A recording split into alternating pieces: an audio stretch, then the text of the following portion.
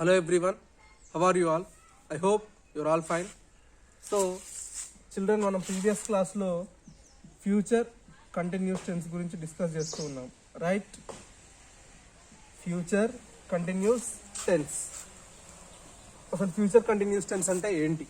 మనం ఏం చెప్పుకున్నాం? ఫ్యూచర్ కంటిన్యూస్ టెన్స్ అంటే ఏదైనా ఒక వర్క్, ఒక యాక్షన్ అనేది మన ఫ్యూచర్లో, అంటే ప్రజెంట్ కాకుండా పాస్ట్ కాకుండా ఫ్యూచర్లో జరుగుతూ ఉంటుంది. ఏదైనా పని జరుగుతూ, అంటే ఇప్పుడు మనం జనరల్గా చెప్పుకుంటాం కదా, ఇప్పుడు మనకి రేపు ఎగ్జామ్ ఉందనుకోండి, నేను రేపు ఈ టైంకి ఎగ్జామ్ రాస్తూ ఉంటాను, లేకపోతే రేపు సండే కదా హాలిడే, సో మీరేమనుకుంటారు? రేపు ఈ టైంకి మనం క్రికెట్ ఆడుతూ ఉంటాం, లేకపోతే ఇంటి దగ్గర ఆడుకుంటూ ఉంటాం, తింటూ ఉంటాం, అట్లా డిస్కస్ చేస్తారు కదా.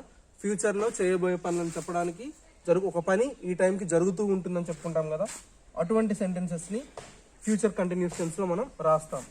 సో దీనికి మనం ఒక ఫార్ములా చెప్పుకున్నాం. సబ్జెక్ట్, నెక్స్ట్ విల్ బి అనేది హెల్పింగ్ వర్బ్గా మనం తీసుకున్నాం. ఓకే, నెక్స్ట్ మెయిన్ వర్బ్ అనేది ఏ ఫామ్లో ఉండాలి? V2, that means ing form. So remaining as extra. సో ఇది మనం ఆ ఫ్యూచర్ కంటిన్యూస్ టెన్స్ మనం తీసుకున్న formula.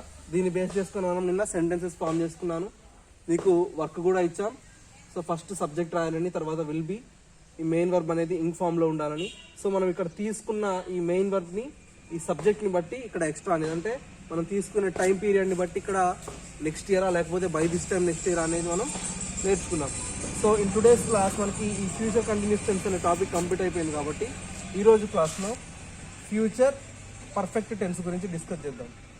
Okay, future perfect tense.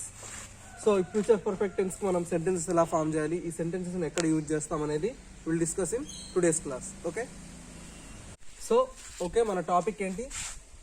Future perfect tense.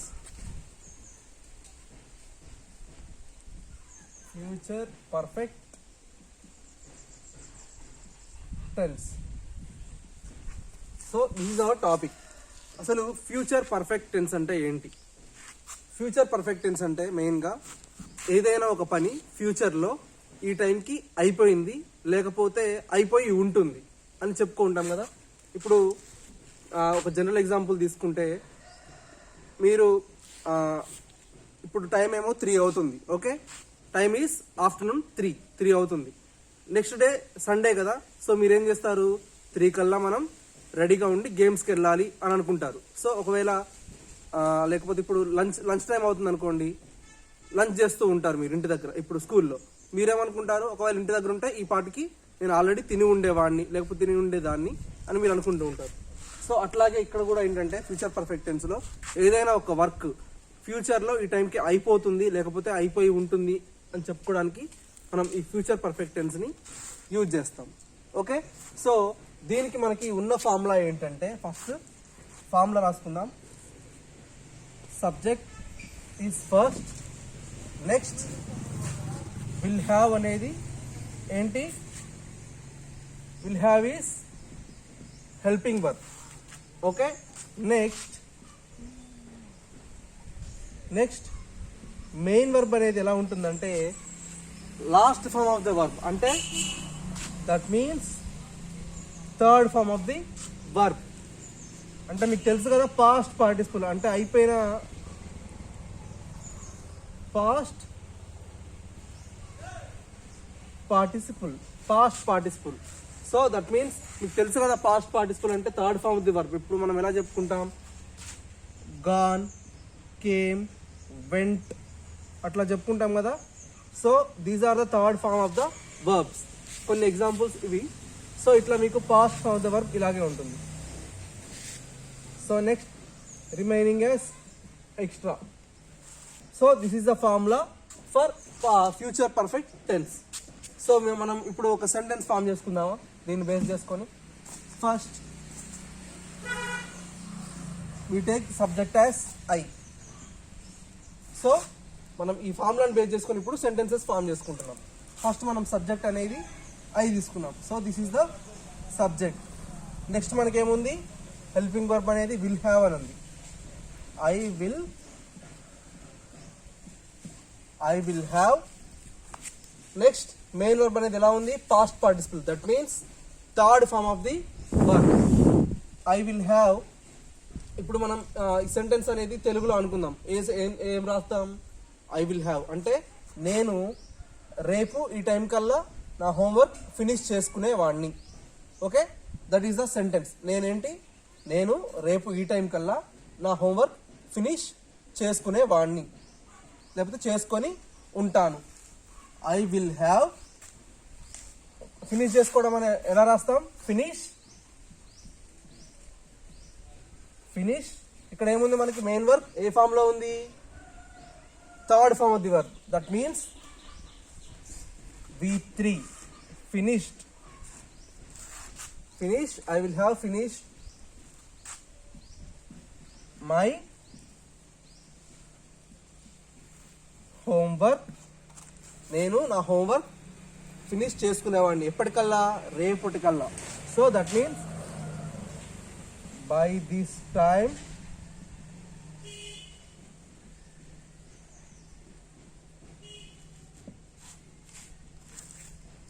చూడండి ఒకసారి sentence, I will have. So this is helping verb, ఇది మెయిన్ వర్బ్ ఎలా ఉంది, V3 లో ఉంది. So I will have finished my homework. మీరు ఇక్కడ వరకు రాసుకున్న సెంటెన్స్ సరిపోతుంది.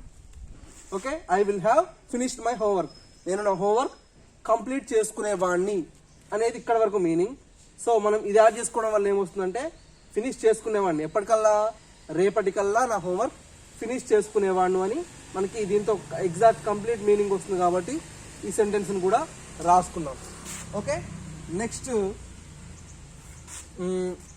ఇప్పుడు మీ సిస్టర్ ఉందనుకోండి, మీ సిస్టర్ కానీ బ్రదర్ కానీ వాళ్ళకి మ్యారేజ్ చూస్తున్నారు. ఒక మ్యారేజ్ ఇవి ఏమంటారు, సంబంధాలు చూస్తూ ఉన్నారు. సో వాళ్ళకి మ్యారేజ్ అనేది ఫిక్స్ అయిపోయింది. ఇది డిసెంబర్ కదా, జాన్లో కానీ లేకపోతే ఫిబ్రవరిలో కానీ వాళ్ళకి మ్యారేజ్ ఉందనుకోండి. సో జనవరి అనుకోండి, నెక్స్ట్ మంత్ జనవరి కాబట్టి జనవరిలో వాళ్ళ మ్యారేజ్ ఉంది. ఫర్ సపోజ్ ఈరోజు 14th కదా, వాళ్ళ మ్యారేజ్ 10th రోజు ఉంది అనుకోండి. So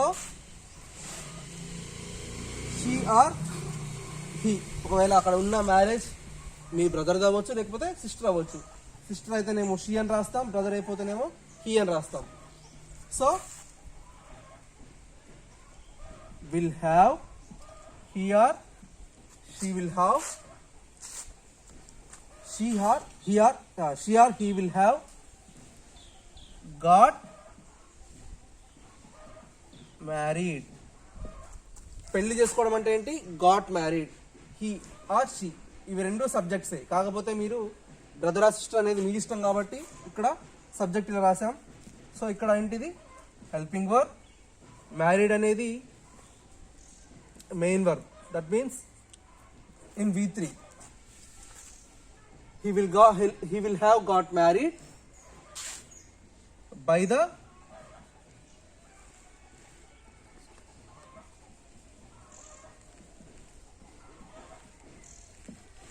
next month. He will have లేకపోతే she will have got married by the next month. Next month కల్లా మ్యారేజ్ అయిపోయి ఉండేది, next month. So he will have got married by the next month కల్లా, next మంత్లో వీళ్ళ marriage అయిపోయి ఉండేది అనేది ఈ సెంటెన్స్ యొక్క మీనింగ్. ఓకే, అర్థమైంది కదా. సో ఇంకా మనం ఎగ్జాంపుల్ చూసుకుందామా వీటిలోనే. So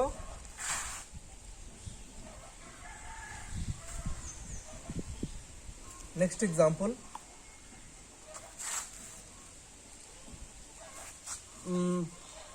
will take subject as you. Okay, subject అనేది యూగా తీసుకున్నాం. నెక్స్ట్ హెల్పింగ్ వర్బ్ కామన్ గా దేనికైనా you will have. So this is helping verb. You will have. మీకు ఎగ్జామ్ ఉంది రేపు. Okay, you have exam tomorrow. నేను మీతో అంటున్నాను ఏమని, మీకు రేపు ఈ టైం కల్లా మీకు ఎగ్జామ్ అయిపోయే ఉంటుంది కదా ఈ టైంకి అని నేను చెప్తాను. So you will have written exam. So written అనేది ఏంటి, main verb. That is in V3. written అనేది ఏంటి, third form of the verb కదా, you will have written exam by this time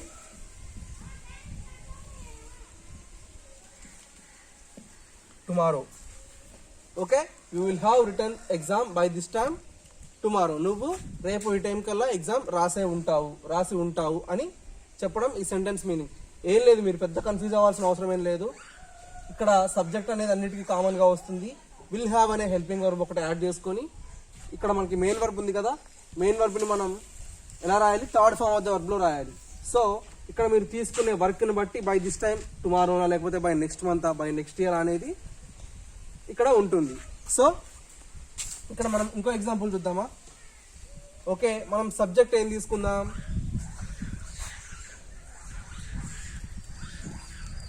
మన చీఫ్ మినిస్టర్ ఎవరు, కేసీఆర్, కల్వకుంట్ల చంద్రశేఖరరావు గారు. So KCR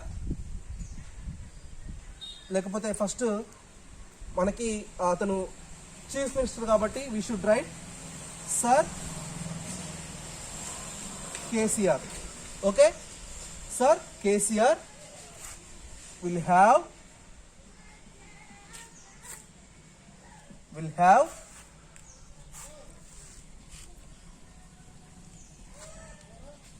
have won the elections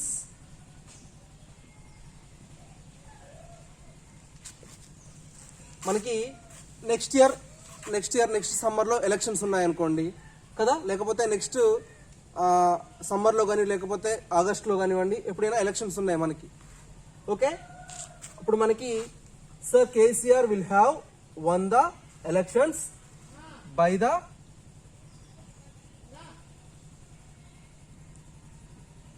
next year, లేకపోతే by next year అని రాసుకున్నా సరిపోతుంది. సో చూడండి, సర్ కేసీఆర్ అనేది ఇక్కడ సబ్జెక్ట్, ఇక్కడ కేసీఆర్ గారు కదా మనకి సబ్జెక్ట్. సో ఇక్కడ విల్ హ్యావ్ అనేది helping verb one. So this is the main verb అనేది థర్డ్ ఫామ్ లో ఉంది.